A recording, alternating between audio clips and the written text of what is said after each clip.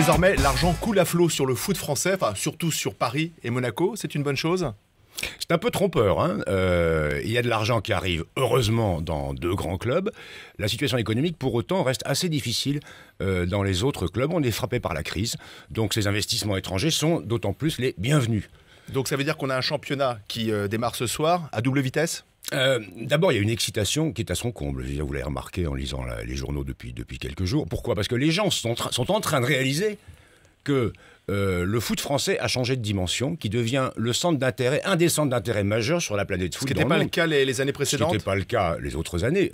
Est-ce que les Français savent qu'on vont évoluer en France 3 des meilleurs attaquants au monde? Il n'y a que Messi et Ronaldo qui ont marqué plus de buts que les 3 que nous allons voir évoluer en Ligue 1, hein, c'est-à-dire à Paris, à Monaco, Zlatan, Cavani, Falcao. Mais l'argent dans le sport, pourquoi serait-il mauvais ? Quand il y a des investissements dans le cinéma ou dans tel ou tel secteur de l'aéronautique, on se félicite, on est content et on dit bravo. Pourquoi des investissements dans le football seraient-ils mauvais par nature? Est-ce que la France aurait un problème avec l'argent dans le sport? Vous savez bien que oui. Est-ce que la France a un problème avec l'argent? En général, mais en particulier dans le sport depuis Pierre de Coubertin, hein, où l'argent dans le sport, c'est par essence mauvais et c'est pas bien. Mais non, ça c'est une vision du 19e siècle. Pas du tout. C'est une vision du 19e siècle, une vision aristocratique du sport. Non, le sport aujourd'hui est devenu une activité économique comme une autre, et quand l'argent arrive, eh ben, tant mieux. Et si on veut faire une bonne équipe, il faut de l'argent.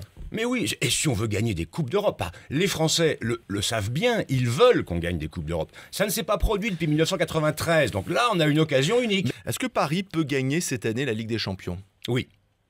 Oui. Alors bien sûr, il y a l'aléa et l'incertitude du sport sur lequel vous assistez à juste titre.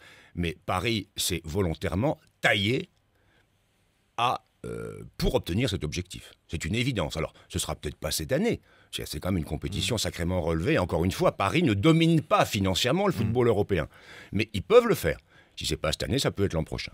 Ouais. Et enfin, j'aurais atteint mon objectif depuis longtemps, qui était qu'un club français gagne la Champions League.